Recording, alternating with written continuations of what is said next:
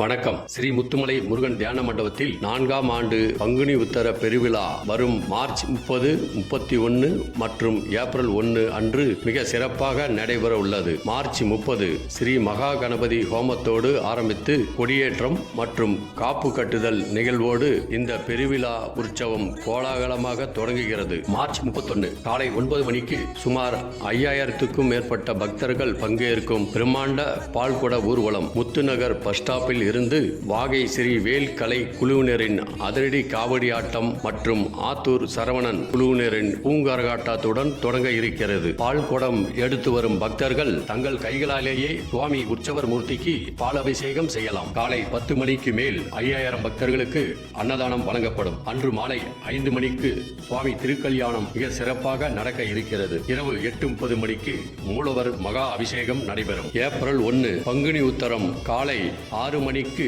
மூலவர் தங்க கவச ராஜ அலங்காரத்தில் ஆதாரணை நடைபெறும். காலை 8 மணிக்கு இந்த ஆண்டும் 10,000 பக்தர்களுக்கு அன்னதானம் வழங்கப்படும். காலை 10 மணிக்கு மேல் அலகு குத்தல் மற்றும் காவடி ஆட்டம் நடைபெற உள்ளது. இரவு 7 மணிக்கு மேலதாளங்களுடன் வான வேடிக்கைகளுடன் தங்கத்தேர் புறப்பட்டு நடைபெற உள்ளது. முத்துமலை முருகபெருமானின் தனி பெருங்கருணைக்கு பாத்திரமாக திருக்கோயில் தலைவர் ராஜரிஷி என் ஸ்ரீதர் ஐயா அவர்கள் சார்பாக அனைவரையும் அன்புடன் அழைக்கிறோம்.